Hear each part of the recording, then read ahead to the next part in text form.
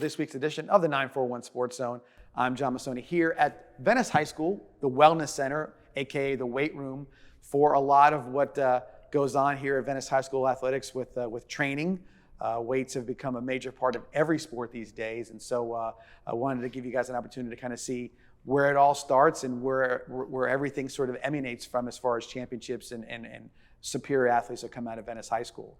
With me tonight is my co-host for most of the year, Mr. John Peacock, head coach of Venice High School football. I haven't seen you since the holidays, so happy holidays. We see each other, but not here on the 941 Sports Zone.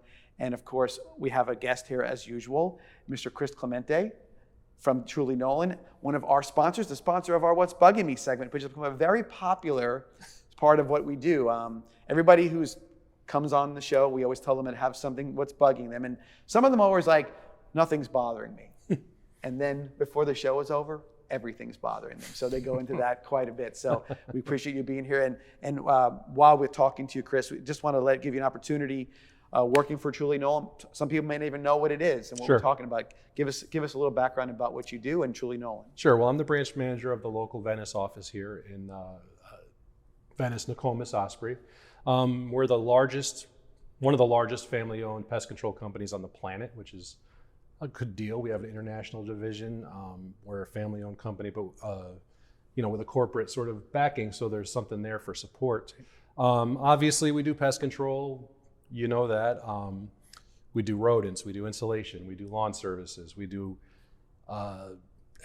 anything that's crawling, we'll kill. Termites, for example. Right.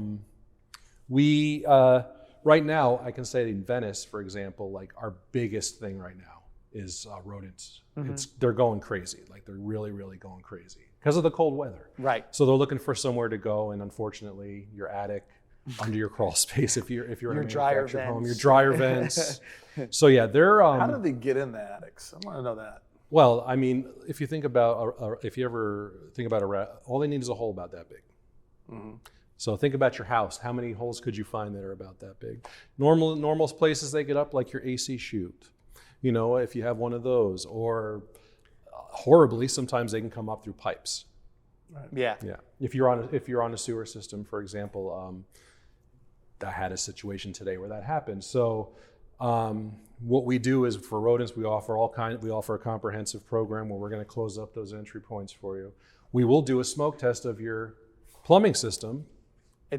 That's a people don't think about that, but when you do a smoke test, you find where every bit of smoke is, where everything is open, and you find a lot of that stuff. And we offer that. I mean, I don't know if you've ever had one done, but plumbers charge a pretty good premium for those, and we're including it as part of our rodent and a sanitation of the areas that are soiled by rats. So it's a good program, and we are very, very busy. My technicians have been running nonstop since really December. As far as it's been our biggest area of concern, but pest control never slows down in Florida. Bugs don't die. Bugs don't freeze in Florida. It never really happens. Right. So they just kind of come closer to your house, especially ants or other insects. And we will come up on termite season later on in the spring where they start to swarm. So we're a year-round company. We have we have hot button issues, but we are never not busy. And Venice is a growing area.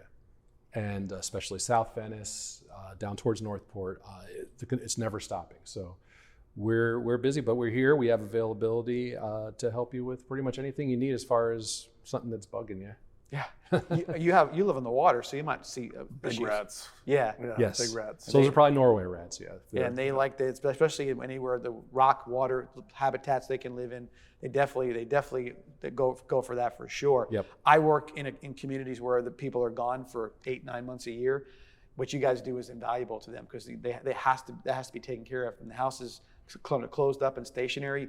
You better make sure that it's being taken care of because you can come back to an awful mess if you're not. Certainly, snowbirds, we always give them sort of tips because sometimes people, their first time here, we have a lot of newer snowbirds moving in. I don't know if you're aware of that. I'm sure if you've driven on the roads, you may know that.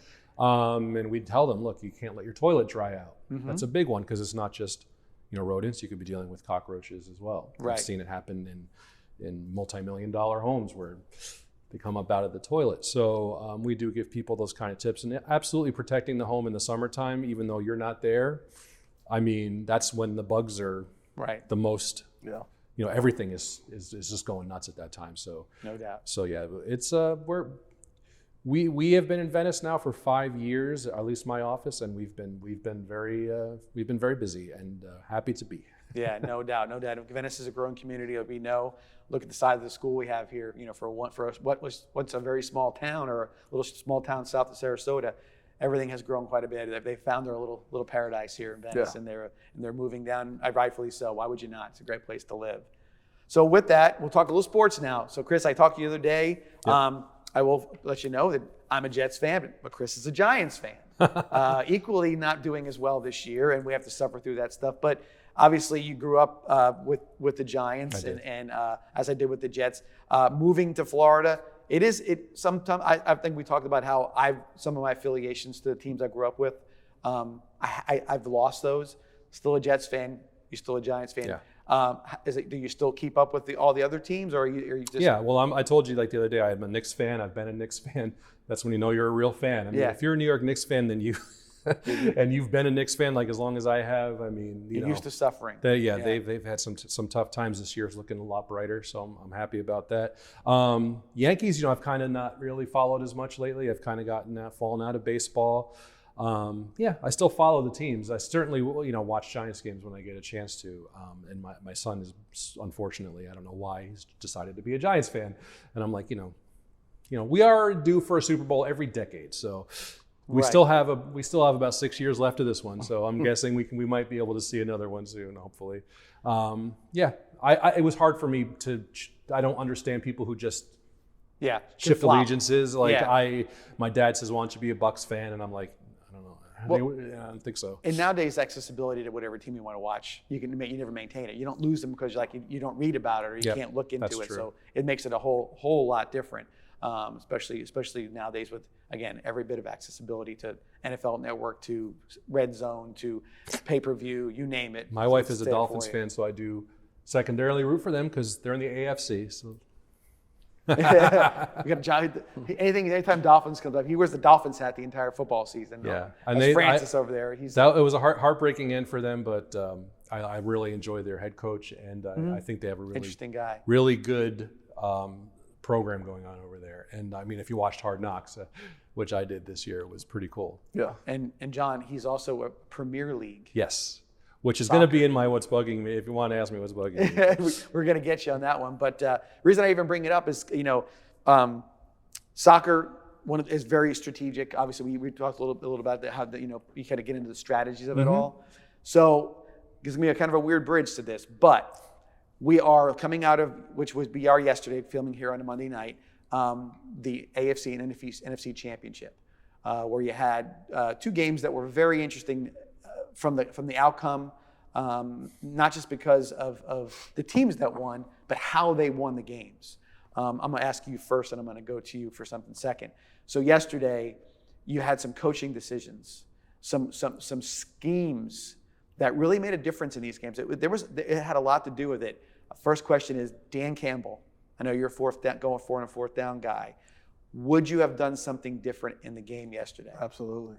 Okay. I am a go for it on 4th down, but I would definitely have kicked when we're up 14-0. I would have kicked that field goal. Yeah. If I had a field goal kicker that could make it. Right. And that was one of the things. And they did. Right. And so to go 17 up really made a difference. It would have changed the whole game. Right. Well, look what happened instantly after that. Right. And then the other flip side, which I'm going to bring you in this one, Chris. So in the Kansas City-Baltimore game, okay, you have a situation where you had Patrick Mahomes, who is, let's face it, right now he's going into territory that even Tom Brady didn't approach. 4 out of 5 years in the Super Bowl. He's looking at 4 championships. He's looking at all kinds of different things that are just phenomenal, what he can and can't do.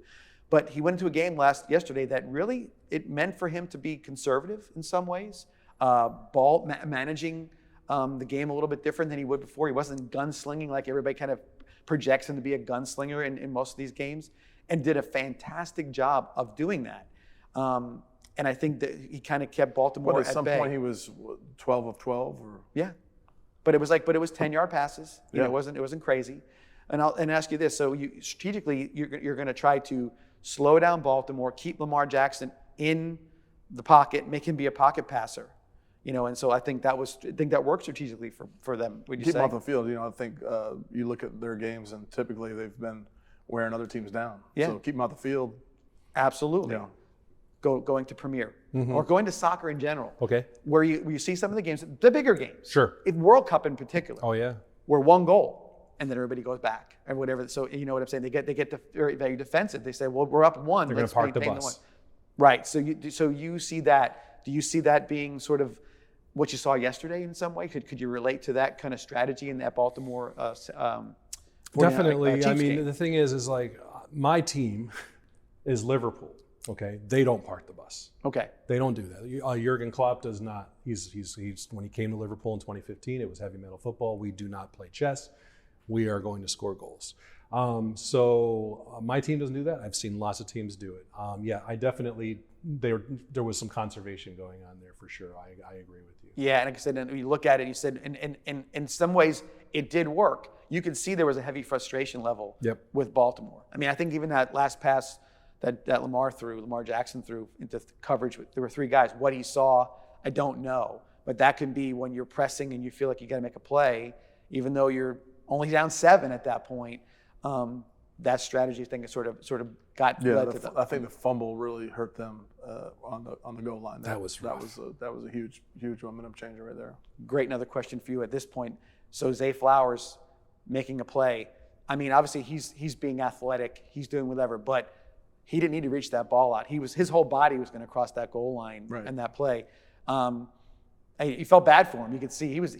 Well, he got a personal foul. Yeah, I mean, if he didn't get the personal foul, they already scored. Yeah. Right. And so you look at all that, you say, do you as a coach, high school obviously a little different than the pros, but as a coach, do you take him aside and say you can't do that? I mean, or do you just let him? Do you think he knows automatically and just let him sort of do his thing? Well, I think that's something you always got to teach. I think that happens. Preseason during practice and during 2 days and when you get down the goal line, the most important thing is we have the ball and we're not reaching the ball. The quarterback's not diving and reaching. I think and look back in 2017, we had like 2 turnovers all year, and one of it was with Bryce reaching the ball over. Right. And, so that was a good learning point. Like, hey, you don't need to do that.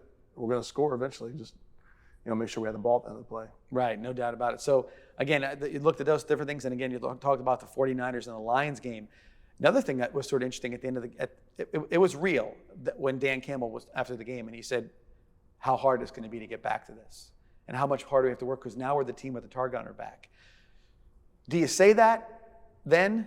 Do you think it, or you don't say it, or do you just because at some point in time you're going to have to sort of pick up the pieces of the team and try to get yourself back on track? I mean, what would you say to that sort of honesty on his part? Well, I think always when you have some success and when you have success, different struggles at different levels. But I think he's saying, they're not going to sneak up on anybody, and they're not going to be looked at as Detroit, the team that never won a playoff game or can't go to the playoffs. That's definitely going to be something different. And teams do prepare different, and even you can sit there and say we're going to treat every game the same, but when you play a team that's in the playoffs or had a chance to go to the Super Bowl the year before, their opponents are going to get up for them. In my world, it's like no one's going to play you. Right. So your success sometimes makes your life harder in the future. So nowadays you look back when we took over 17 years ago. We were playing Lemon Bay and we were playing Northport, we were playing Booker, and those schools now they just won't play. They don't want any part of that competition.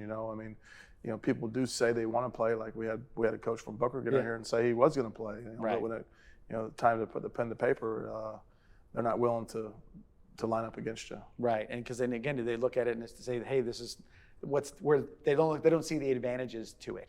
They don't look at it as an opportunity. Right. They look at it as something that's not going to be an opportunity. I guess it's mindset, too. I mean, I just have a different mindset of we'll play. I think eventually when you line up each week and play tough opponents, eventually that you'll become a tough opponent. You don't have any other choice. No, I mean you probably can relate to that because the soccer analogy, or even to the teams you need to be root for. You watch them, and if you're not getting any better, if you're gonna kind of wallow in that sort of shallower end. Yeah. It's iron sharpens iron. Yeah. You know what I mean? Like if you're, like remember Rocky 3, right? In the beginning of Rocky 3 when he's fighting all the easy fights, so he doesn't lose, and it's like he got soft.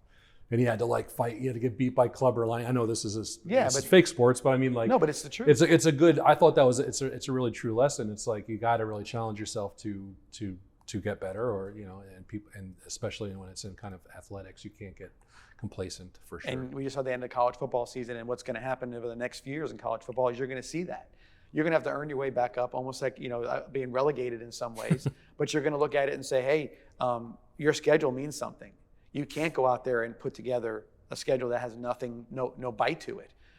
In some ways, not by choice, but that was the argument with Florida State. Injured player, schedule wasn't as tough as everybody else's, and now you don't get that opportunity. Well, I think the FHSA has gone now. They're going to go towards the max preps instead of their formula, which will, in return, it'll pay off playing tough opponents. Yeah, no doubt.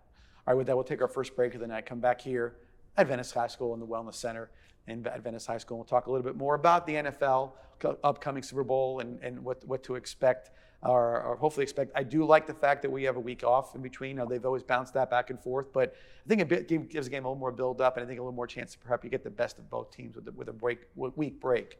With that, we'll come back after these messages. Thank you to also not only Truly Nolen, but Douglas Jeep for being our sponsor for the 941 Sports Zone for the past, it's been 10 months now, almost 11 months. Yeah. So 11 months going strong. So appreciate that them as always. With that, be back here at Venice High School.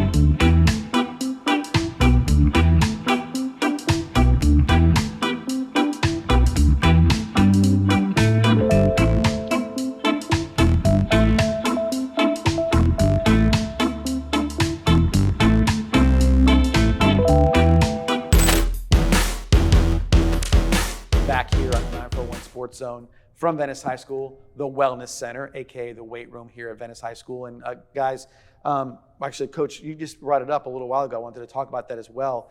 Statewide, the FHSAA just came out with the classifications are in place. The districts are in place. Some of them a little wonky. I don't know if you saw the whole list. I kind of went through the whole list from every classification. A little bit. I'm really just kind of focused on us, but yeah, I did go through it a little bit. We were playing some. So you have some two team districts, which obviously doesn't make that much of it. The winner is always going to get there. So you win that game, you're a district champion. I've seen some things where teams have opted out. I saw some teams going to the Sunshine Conference to get out, to go a different path altogether.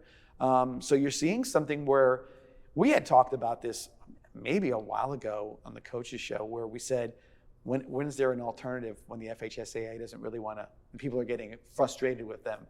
Maybe this is what's happening with this reclassification this time, that some of these schools are saying, we'll go play independent football. Seems like there's a lot else. more of that going on. It does seem like there's a lot more teams going that route. Teams you wouldn't think of as well, doing that.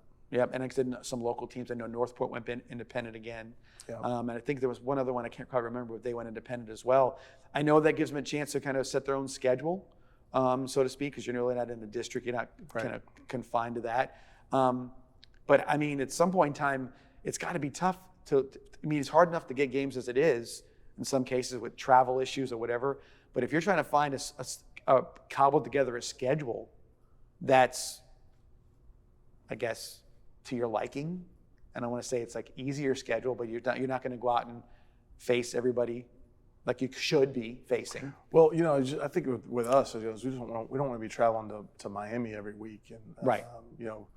And I think financially, it's good to play people that are close proximity. Sure. To get more people at the game, and those rivalries that have been back when you were in high school, like the Charlottes and the Lemon Bays and, all those, they're gone. Right. Like, you know what I mean? And I don't know at what point that took place. And, but, my theory is like when you back out away from competition because somebody's getting good, you've already said, all right, well, I'm gonna stay down here, instead of rise up to where I need to be. I think, and I've been saying this for a long time since I've been coaching, is if you play good competition and you challenge yourself, your team and your kids don't have any other way but to rise to the occasion every week. Right. They again, and it is. I look at it too. Where's the motivation to come to play? You're going to come here to say, hey, well, this is sort of going to be some fun. We're not really competing for anything. We're just going to go out there and play a few teams, and mom and dad can see you play, and it's off that. You're a football fan. Are you more interested in watching a great Venice Riverview or a Venice Lemon Bay game, or do you want to see Venice play Miami Chaminade? For as good as they are, is it something that piques you? You don't even you have to be an insider to understand how good that game would be. Sure. I mean, everybody wants to see like talking about the Super Bowl. Mm-hmm. I mean, it's hard to argue that those are the two best teams right now in the NFL. Right. So, I mean, we're going to see like Titans going against each other. I think that's what everybody prefers. Nobody likes to see a blowout except for, that's your team, I guess. Right. And like I said, most of the time the games can be sort of one that like, it fell flat. You expect a lot from the Super Bowl, and the games before that tend to be the more, exciting games. But in this case, I think it's going to be a really good game. I do too. So. I really do. We'll get into that a little bit, but I think it's going to be a really, really, really good game. Back to the classification though, 7A classification for Venice, 7A, solid there. Very confused as to how some of the 4S teams that we were playing against tumbled down to 5A to 2 classifications. Yeah. I think it's just there's the breaking point. There are much larger schools. Like 4,800.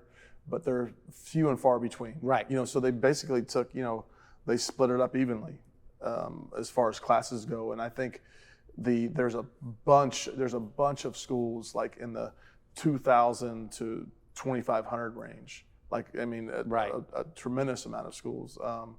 And even though I think like, for example, like Lakeland, I think we're like 400 students from Lakeland, and they're 2 classes down, but there's so many schools like right in that area. So they had to figure out how to make it equitable. Yeah, I can understand that because it is a little bit different. You look at it and say, my gosh, we played Lakeland in the state championship and now they're 2 classifications below us. It makes no sense. You have Manatee, I think they're 4A, if I'm not mistaken. I know that they went. But no, I think they're 5. I think they're 5. I know that they have a district now that's going to be mostly Manatee County, I think, in their case. But I look at some of those, I was like, okay. And then some of these big schools that, these perennial powers that are in these lower classifications, that really, that would be, if I was in that situation, if I was a 2A school or whatever, and I look up and I'm playing Cocoa or I'm playing Bulls Cat, I'm like, my gosh, how does this keep happening? So you're back to the old argument of, is it really fair to be in that situation? Oh yeah, I mean, I'll tell you what, everyone says, well, how does it affect you guys? It doesn't affect us. I mean, the only thing that affects us is that Lakeland's not out of it. Right. I mean? Like, we're back to 2021, where it's it's Miami Columbus, right, and the teams in Orlando. Yeah, teams in Orlando, right. and the team we played in the state championship. Apopka. Yeah. Those teams are in our class. So when it went to 4S, the only thing that changed is all the good teams were still there. They just put Lakeland in there with us. Right. So it got a little bit harder for our class. And now it's, now Lakeland's gone. And we're back to where we were back in 2021. Right. I know that I was looking at Miami schools. I think like Miami Central, Miami and Northwestern are like 3 or 4A too. I mean, some of these. Yeah, they're with Booker. Yeah, some of these teams you look at, you're like, and Chris, we were talking a little, about some stuff, but it's like, these are schools that they win national championships. Right. They're like, these are not Weeping Willows. These are not the little engine that could. These are like Chaminade's 1A. Yeah, and that Chaminade had, what do they got? Like they had two wide receivers are both 6'6", Yeah. like top 10 players in the country. Number one of them was the number one receiver, or number one player in the country. And then a quarterback who's just as tall as them, He's slinging 6'7". Yeah. Holy mackerel. and they have like the school population like 200. It's like there's like hardly any kids there at all because it's private. And so there was always been the argument, up north, especially like the Michigan, Ohio places, they do this where they break it down to public and private, or a Catholic school and whatever they call it. And you can play during the regular season, but they play their own championship. Mm-hmm. And in Florida, it's just not something that they want to get into. They rather have you play each other. Legislation won't allow it. Yeah, it's a legislative thing, so it's kind of weird. That is weird. It's kind of weird. So it's interesting as heck. We'll see how it all plays out once the schedule how's the schedule coming so far? We're getting close. Getting there. I think we just need a kickoff classic. We got some good teams, new teams like CCC. Okay. Which is playing a state championship with Chaminade. Bishop Rowe, new. I did mention that. I have a connection to Bishop Rowe. And then we got, I think we're going to seal a deal with Miami Northwestern again. Good. So we got some good competition. It's the only bad thing is we only have 2 local games, and those are both district. Right. They don't have a choice. And that goes to the idea is do you catch the eye of the casual fan for those games? You got to know it. You got to know about it to know how good it could be. And some of those games are fantastic. But when that stadium fills up here on this campus, it's usually because it's a local rivalry of some sort, no matter what time of the year it is. All right, so let's tack real quick. Super Bowl, the teams are there. I have to admit, last week here on 941 Sportszone, I picked the Baltimore Ravens and the Detroit Lions. So did Rich Bedellari. Hi, Rich. I hate to put you under the bus like that, but we both thought that was the matchups we thought we were going to see. But I should have been on last week. I was perfect. So you were Chiefs and Niners. I was wrong the whole playoffs, but you got that yesterday one right. was right. But so I mean, after yesterday's games, the mystique of Mahomes. Love him or hate him, and I don't know how you don't like the guy personally, but that's the thing to talk about. But he brings so much to the table. Kelsey's got his things going on the field, off the field, whatever he's got going. And the 49ers, I mean, they're sort of in the team that everybody has sort of waited to kind of break out and get that championship, and to do it with a guy who was Mr. Irrelevant 2 years ago would be quite a story as well. Chris, I'll start with you. Sure. What do you think is going to happen? Give us a little preview I have of the Super Bowl. I honestly like you, I picked Ravens and Lions, probably more with inside, but I mean the Ravens didn't show. Again, that wasn't the team that I saw all season, right? And I was really hopeful that the Lions. But as far as the game goes, I don't know. I think I'm going to say Niners by 3. Okay, that's fair. You, John? I'm going Chiefs, and I think the X factor is Pacheco. Okay. Yeah, Pacheco. So that's a quick question. How long does Pacheco last running that way in the NFL? Hopefully 1 more week. I had him on my fantasy football team, and I was like, "Who's that guy going to break?" He was great. Yeah. Oh my gosh. He was great. Yeah. He in the game in the Bills game, he single-handedly put that game away. With how hard he ran. I'm leaning Chiefs as well. All of a sudden, the guys that weren't performing are performing. The kid Rice, number 4, the receiver, at the end of the year came up. He had Valdez Scantling. He makes the catch into the game, made another clutch catch. You got Pacheco. Hell, they had Clyde Edwards-Helaire. He was supposed to be their guy 3 years ago, and he's the backup. So there's some things we said. They got 3 tight ends other than Kelsey. Yeah, and I think you saw yesterday with Purdy. I mean, he had a quarter and a half there where he wasn't very good. Yeah. He can't do that in this game. Yeah, if he does that in this game, it'll be over. Right. Pretty fast. Yeah. Yeah, no, and I thought, and I will tell you this too. Chiefs defense yesterday. I know Willie Gay was hurt, and some other guys have been there, but their secondary, that kid McDuffie, he might be the best corner in the league. I mean, he's a lockdown guy, and they seem to have depth at safety. One guy gets hurt, and next play, he intercepts the ball. And they're going to have 2 weeks to figure out their. And Steve Spagnuolo, he was big time today on all all the shows about what he did as a scheme to make Lamar sort of neutralize yesterday. I love Spagnuolo. I mean, he was there for both of the Giants Super Bowls recently, and what a guy. Right. I mean, that he's amazing. I will say that. I mean, yeah, he was on. I think he was on camera yesterday more than Andy Reid was. Well, somehow I think. Yeah, because what he was doing was noteworthy. Yeah. I mean, you had Nance and Romo kind of just praising him, and rightfully so. I mean, what he did to make Lamar is the MVP of the league. He's going to be but he made him look average.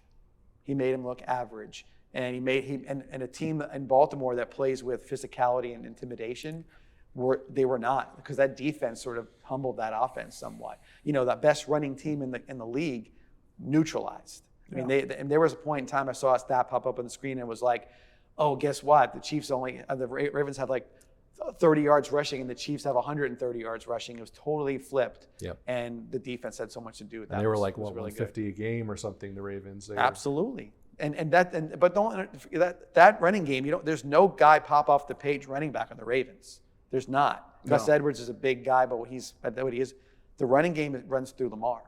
When Lamar gets going, everything opens up. And yesterday they just said, nope, you're going to sit right in that pocket. And you can say 8 seconds back there, and you're going to try to throw one back here. And you can see him.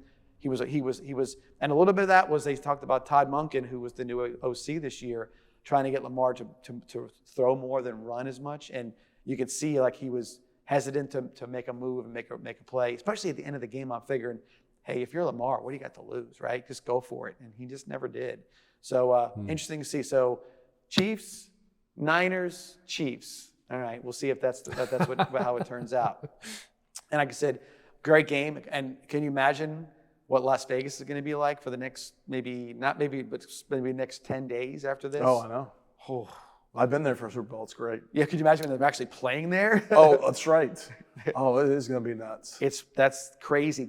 Yeah. And Chiefs fans travel really well. 49ers are close. Yeah. So they'll have the two pretty good fan bases. Oh, that's the place to be. You know that. If you wanted to see people, Taylor Swift might be there with the game, but she might be one of the lower end celebrities at that. Well, I shouldn't say she's up there. Sorry, Taylor. She's probably. She's still pretty high, but I mean. Yeah, but there's going to be some folks there for that, and every big wig. Could you imagine all these guys that are billionaires that have all these suites that they get? You're going to be busy. Great facility too. Our good friend out there, DJ Cott's going to be entertaining from now until sometime in March with some of the stuff coming. I got there. to do a tour of their stadium.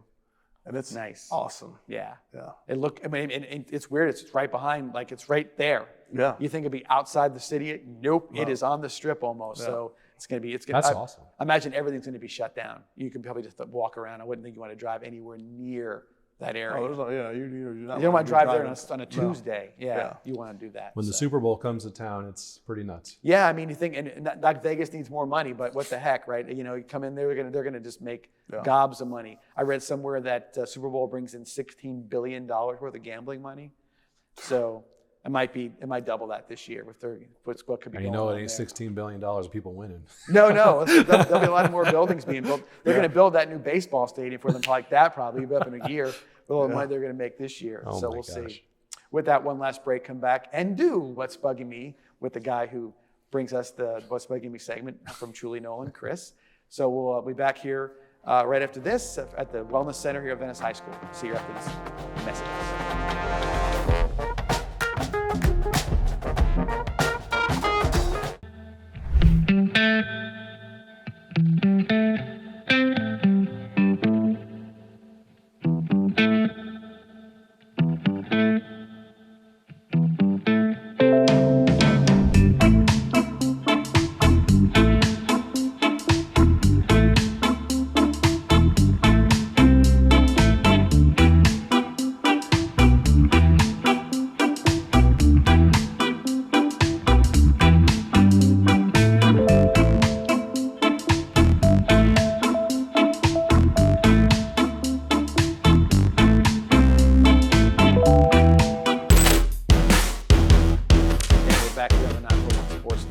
From the Wellness Center here at Venice High School, and it is time for What's Bugging Me.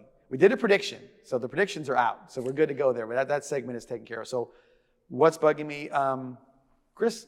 get to go first? It doesn't have anything to do with the NFL. I mean, we talked about Premier League earlier. So over the weekend, if you're a sports fan or you follow sports websites, you may have seen that Liverpool's coach Jurgen Klopp is leaving at the end of the season. He announced it on Friday, and it is very sad. It's not bug. It's not. I'm not angry. I understand it. He says he's just tired. That is a full-time job, nonstop, constant. You know, the press. They're in 4 different competitions right now. The team is, and he's in his late 50s. He's running out of energy. He wants to take a break. I think probably he's going to go coach the German national team, I think maybe in a year or so before the next World Cup. That would be okay with me, but it's pretty sad because he's been there for 8 years. He's very beloved by the fans. He's brought, titles. He's brought multiple cups. I think he's won 6 since his coaching tenure started, and right now they're in 4 right now. So he has a potential to have 10 if they went out. So it's sad, but there's some exciting prospects for the future. The team is still top of the league right now, so that's good. The other thing that was bugging me when we talked earlier was officiating. This weekend was fine. I had no issues. Yeah. I was happy. We actually got to watch a game without it being destroyed for some nonsense call, not eligible receiver didn't report or whatever. Right. Did. When we talked officiating throughout all of sports. It's all sports. It's not just the NFL. Yeah. The Premier League, because I watch more of those games, because there's more of those games in the NFL, every game. And they have a thing called VAR, which is video assisted referee. So basically they check things just like in the NFL when there's something in the red zone, they check on it. And they've made errors where a team lost. So, you're talking about a game that's 2-2 or 2-1. Yeah. And I was talking about a Liverpool match where they ruled Luis Diaz scored a goal, and they said it was offside. It wasn't offside. They misunderstood each other on their headphones. Game keeps going. They disallowed the goal, even though it was a goal. Right. And so Liverpool ended up losing. That was their only loss this whole season was that game. A correctable moment. And it should have been correctable. Yeah, and they didn't do it. But it's it's like every game, and again, I'm watching the NFL, and you're seeing these things where these are really important games.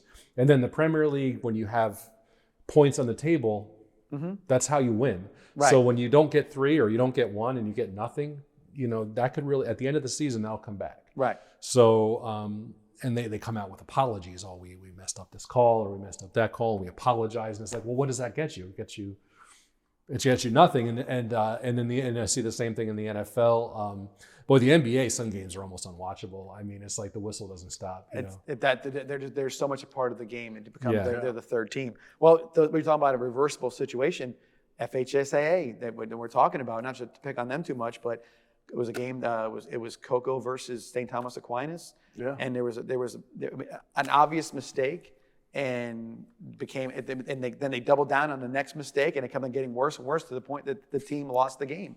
And now, mind you, it had no bearing on either one of those teams' success moving forward.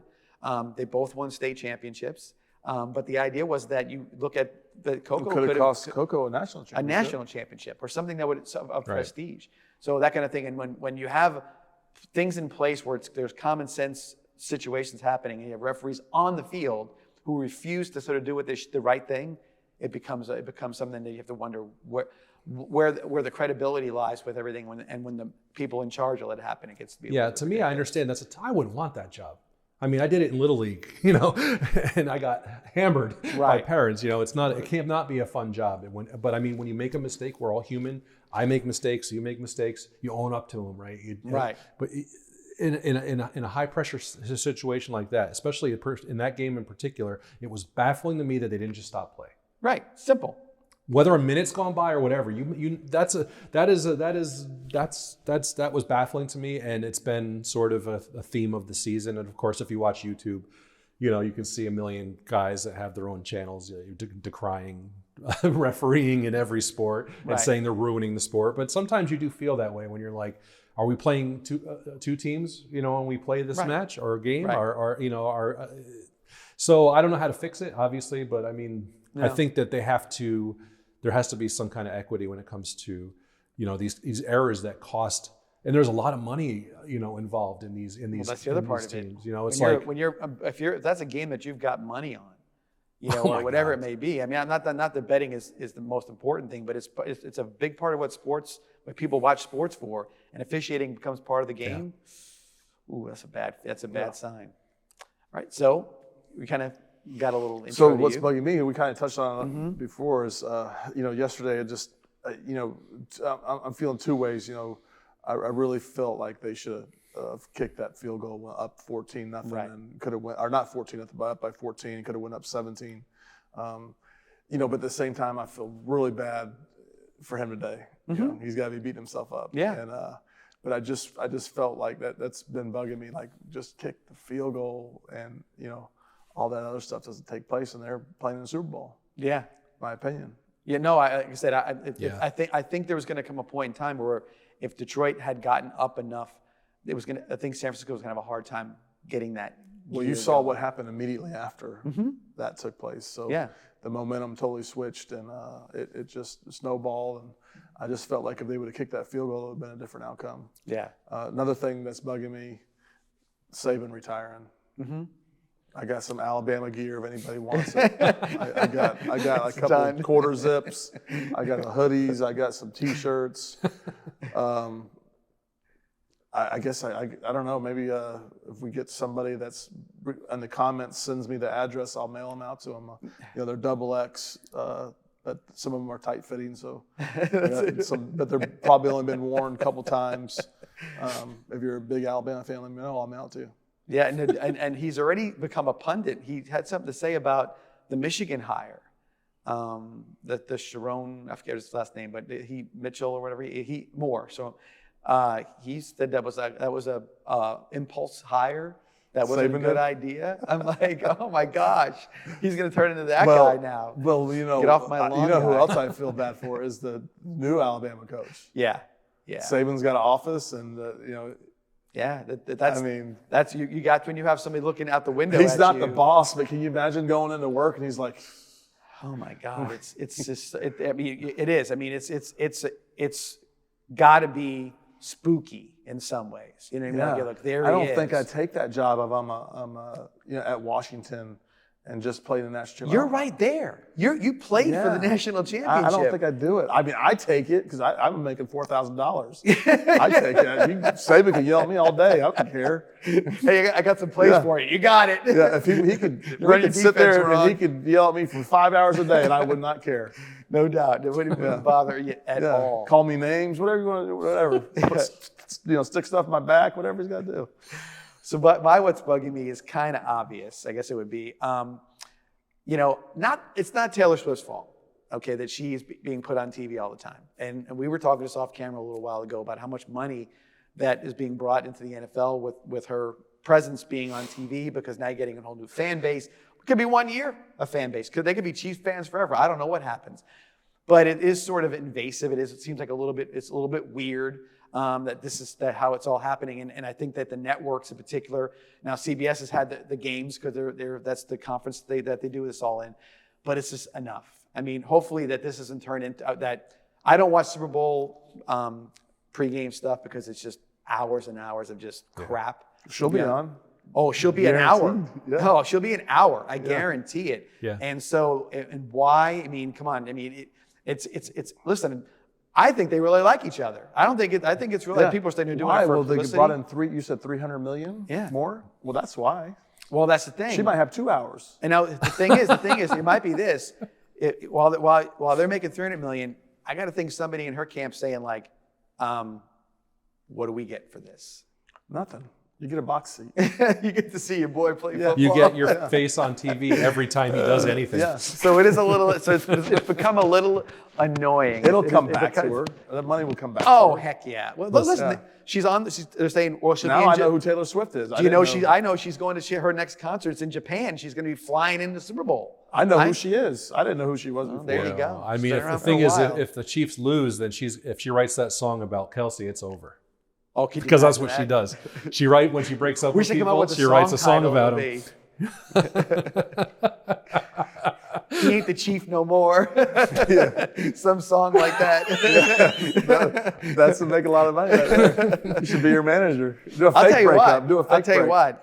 One thing I will say of the whole thing, I'm a gigantic Jason Kelsey fan now. After what he did in Buffalo, he was fantastic. And did you hear the conversations about him and his wife? His wife's like, we're going to meet Taylor today. You've been on your best behavior. He's like, hey, by the way, I'm going to take my shirt off. She goes, no, yeah. He goes, no, it's not an option. I'm just telling you. I'm taking my shirt off.